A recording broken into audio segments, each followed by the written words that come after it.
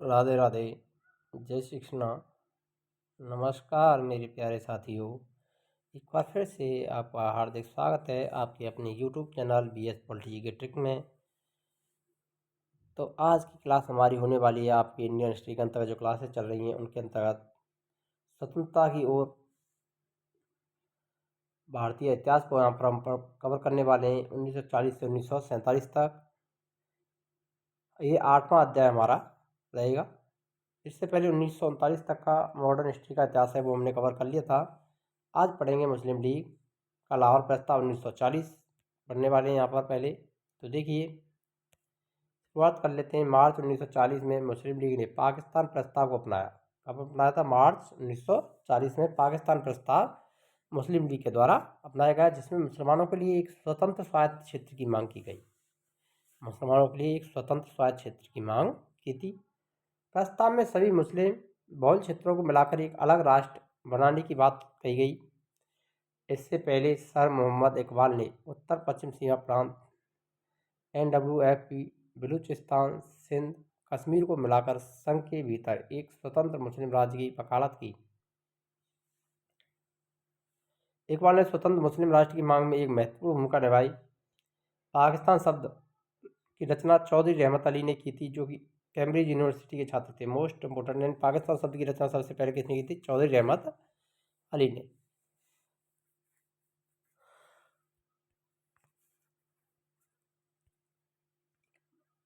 अगस्त प्रस्ताव 1940 द्वितीय विश्व युद्ध में जर्मनी की विजय और बेल्जियम, हॉलैंड, फ्रांस के पतन के बाद, ये द्वितीय विश्व युद्ध हुआ था, उसमें विजय किसकी हुई थी? जर्मनी की। विजय और बेल्जियम, हॉलैंड, फ्रांस के पतन के बाद ब्रिटेन ने भारतीय समर्थन की मांग की। 8 अगस्त 1940 को अगस्त प्रस्ताव प्रस्तुत किया गया।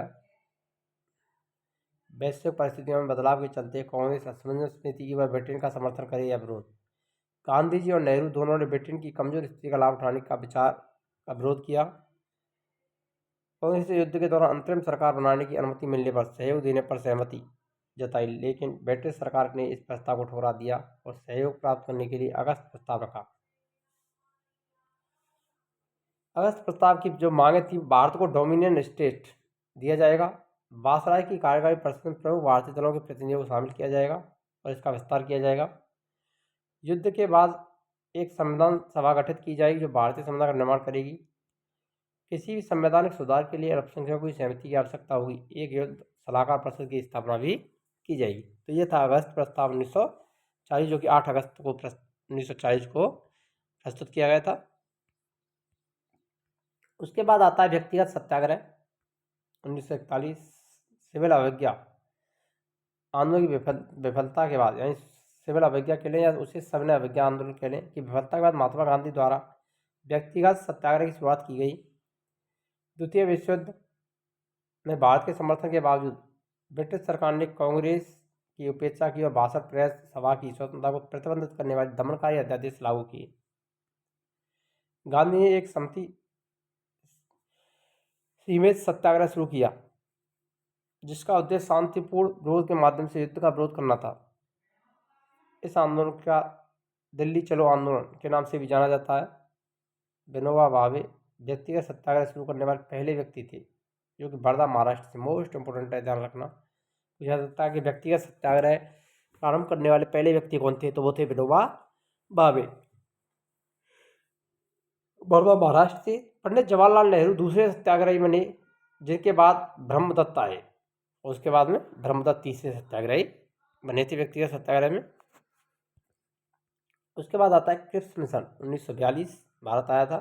अगस्त प्रस्ताव की विफलता के बाद स्टेपर्ड क्रिप्स को मार्च 1942 में भारत भेजा गया ताकि भारत को युद्ध में समर्थन देने के लिए समझौता किया जा सके।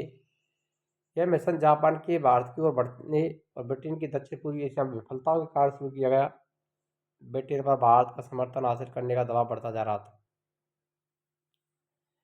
क्रिप्स मिशन के प्रस्ताव, युद्ध के बाद भारत में डोमिनियन स्टेट प्रभुत्व का दर्जा दिया जाएगा। भारत को यह स्वतंत्रता होगी कि वह भविष्य में कॉमनवेल्थ, संयुक्त राष्ट्र, अंतर्राष्ट्रीय संगठन संस्थाओं में अपनी संबंध तय करे। युद्ध के बाद एक संविधान सभा का गठन किया जाएगा जिसमें ब्रिटिश भारतीय प्रांतों के निर्वाचित प्रतिनिधि और रियासतों के नामित सदस्य शामिल होंगे। वे प्रांत जो नए संघ में शामिल नहीं होना चाहते उन्हें बाहर रहने और अलग संघ बनाने की अनुमति होगी। जब संविधान नहीं बन जाता, भारत की रक्षा ब्रिटिश हाथों में रहेगी। गवर्नर जनरल की शक्तियां बरकरार रहेंगी। कृष्ण मिश्र के प्रस्ताव की भिन्नता। कृष्ण मिश्र के प्रस्ताव पहले दिए गए ब्रिटिश प्रस्तावों से अलग थे। संविधान बनाने की शक्ति पूरी तरह भारतीयों के हाथों में सौंपी गई, जबकि अगस्त प्रस्ताव में यह शक्ति पूरी तरह नहीं थी, आंशिक रूप से भारतीयों को दी गई थी। प्रांतों को स्वतंत्र रहने और अपना अलग संविधान बनाने की स्वतंत्रता भी दी गई। राष्ट्रमंडल के साथ संबंधों का निर्णय लेने का विकल्प भी दिया गया। भारत छोड़ो आंदोलन 1982 अगस्त क्रांति के नाम से इसको जाना जाता है, जो कि महात्मा गांधी भारतीय राष्ट्र कांग्रेस ने क्रिप्स मिशन की असफलता के बाद इस आंदोलन की शुरुआत की। कांग्रेस कार्यकर्ता समिति ने 14 जुलाई 1942 को वर्धा में बैठक आयोजित कर एक जन आंदोलन का प्रस्ताव को मंजूरी प्रदान की थी। इसके बाद क्रिप्स मिशन की सफलता से यह स्पष्ट हुआ कि ब्रिटिश सरकार संविधान सुधारों को लेकर अड़िग थी। दक्षिण पूर्व एशिया से ब्रिटिश सेना की वापसी ने उनके नस्लीय भेदभाव भारतीयों की रक्षा में समर्थता को उजागर कर दिया, जिससे क्या आवश्यक वस्तुओं जैसे चावल नमक की कीमतों में वृद्धि हुई। आर्थिक कठिनाइयों ने जन आक्रोश को भड़काया। भारत छोड़ो आंदोलन प्रस्ताव की बात करें तो 8 अगस्त 1942 को अखिल भारतीय राष्ट्रीय कांग्रेस समिति द्वारा ग्वालियर टैंक मैदान बम्बई में पारित किया गया। पंडित जवाहरलाल नेहरू द्वारा प्रस्तुत किया गया और सरदार वल्लभ भाई पटेल ने इसका समर्थन किया। गांधी जी ने भारत छोड़ो आंदोलन का आह्वान किया और फिर से नारा दिया, करो या मरो, डू एंड डाई। आंदोलन के उद्देश्य ब्रिटिश उपनिवेशवादी शासन को भारत में समाप्त करना। ब्रिटिश वापसी के बाद भारत में एक अंतरिम सरकार की स्थापना की जाएगी। ब्रिटिश शासन के विरुद्ध सविनय विज्ञान आंदोलन शुरू करना, भारत की स्वतंत्रता की रक्षा करना और फांसीवादी साम्राज्यवाद का विरोध करना। परिणाम क्या हुए? प्रस्ताव के अगले ही दिन ब्रिटिश सरकार ने कांग्रेस कार्य समिति, अखिल भारतीय कांग्रेस समिति, प्रांतीय कांग्रेस समितियों के सदस्यों को डिफेंस ऑफ इंडियन रूल्स 1908 के क्रिमिनल लॉ संशोधन अधिनियम के तहत गिरफ्तार किया गया। पटेल नेहरू जैसे प्रमुख नेताओं को जेल भेजा गया। सार्वजनिक सभाएं प्रतिबंधित कर दी गई। प्रेस पर सेंसरशिप लगाई गई। फिर औड़ा आसफ अली जैसे नेता भूमिगत रहकर आंदोलन को जारी रखा।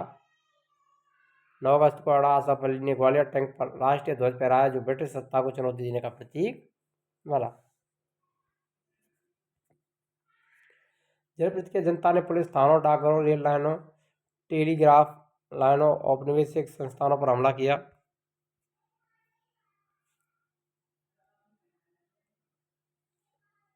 सरकारी इमारतों को अलग आग के हवाले कर दिया गया और संचार लाइटें काट दी गई थी। यूनाइटेड प्रोविंस उत्तर प्रदेश, बिहार प्रमुख विरोधी दलों में इस तरह में शामिल रही। यहाँ से ये क्वेश्चन बन चुका है भारत छोड़ो आंदोलन पर सरकारी इमारतों को अलग आग के हवाले किया, संचार लाइट काट दी गई थी। अब इसी प्रकार के कथन के संबंधित क्वेश्चन बनने लगे एग्जाम में। आपको ध्यान रखना है, प्रत्येक कथन को एक एक करके सीरियस होकर के आपको पढ़ना है। कई क्रांतिकारी भूमिगत हुए जिनमें उषा मेहता ने बम्बई से भूमिगत रेडियो स्टेशन चलाया। तो ध्यान रखना, मुंबई से भूमिगत रेडियो स्टेशन भारत छोड़ो आंदोलन के दौरान किसने चलाया था? उषा मेहता। समानांतर सरकारें बालिया उत्तर प्रदेश, अगस्त 1922 में चित्तू पांडे के नेतृत्व में एक सप्ताह तक स्थापित हुई। तुमलोर मिर्जापुर बंगाल, दिसंबर 1942 से दिसंबर 1944 तक सतीश समंता जातीय सरकार के रूप में चलाई गई। सतारा महाराष्ट्र, 1943 से 45 के बीच वाई चौहान और अन्य नेताओं के नेतृत्व प्रति सरकार बनाई गई। अन्य स्थानीय सरकारें तालचर उड़ीसा, पाटिल उड़ीसा में बनी। 10 फरवरी से 3 मार्च 1943 तक गांधी ने 21 दिनों का अनशन करके अपनी अवैध गिरफ्तारी का विरोध कर दिया था। तो कई जगह समानांतर सरकार की स्थापना भी की गई थी, जिसमें बलिया, तुमलोग, सतारा महाराष्ट्र, तालचर उड़ीसा, पाटिल उड़ीसा प्रमुख माने जाते हैं। अब बात करते हैं राजगोपालाचारी फॉर्मूला 1944। भारत के प्रथम भारतीय गवर्नर जनरल राजगोपालाचारी राजा जी के नाम पर रखा गया था इनका नाम, जिन्होंने कांग्रेस लीग सहयोग के लिए एक समझौता फॉर्मूले के रूप में प्रस्तावित किया। 1944 में प्रस्तावित किया गया कि इस योजना को कांग्रेस द्वारा मुस्लिम लीग की पाकिस्तान मांग को स्वीकार करने के रूप में देखा गया। गांधी ने इस गतिरोध को समाप्त करने का प्रयास भी किया। मुख्य प्रस्ताव: उत्तर पश्चिम, उत्तर पूर्व मुस्लिम बहुल क्षेत्रों को चिन्हित करने के लिए एक आयोग गठित किया जाएगा। यदि स्वतंत्रता जनमत संग्रह के बाद मुस्लिम चाहे तो उन्हें अलग राष्ट्र बनाने की अनुमति दी जाएगी। उन क्षेत्रों में रहने वाले भारतीय जनसंख्या यह तय करेगी वो पाकिस्तान शामिल होना चाहते हैं या भारत में बने रहना चाहते हैं। अल्पसंख्यकों के अधिकारों की भारत पाकिस्तान दोनों में रक्षा की जाएगी। रक्षा, संचार, व्यापार संबंध संयुक्त समझौते किए जाएंगे। यह योजना केवल लागू की जाएगी जब भारतीयों को पूर्ण सत्ता हस्तांतर कर दिया जाएगा। तो ये राजगोपालाचारी फार्मूला 1944 था और उससे संबंधित प्रावधान। देसाई लिकायत अली समझौता 1945।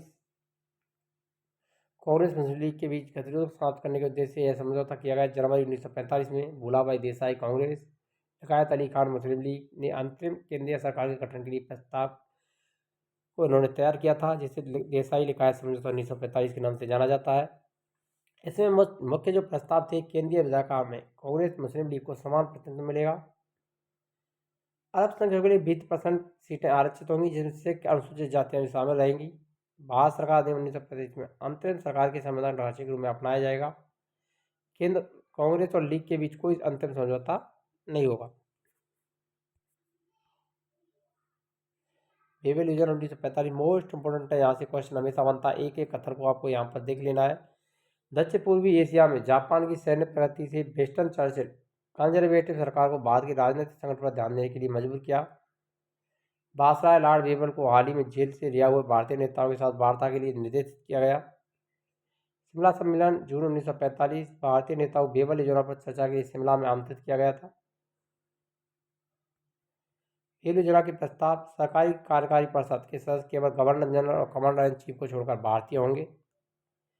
कार्यकारी परिषद में हिंदू मुसलमानों को समान प्रतिनिधित्व दिया जाएगा। यह परिषद भारत सरकार अधिनियम 1935 के ढांचे के अंतर्गत कार्य करेगी। गवर्नर जनरल भारतीय मंत्रियों की सलाह पर ही वीटो का प्रयोग कर सकेगा। युद्ध के बाद नए संविधान की चर्चा की जाएगी।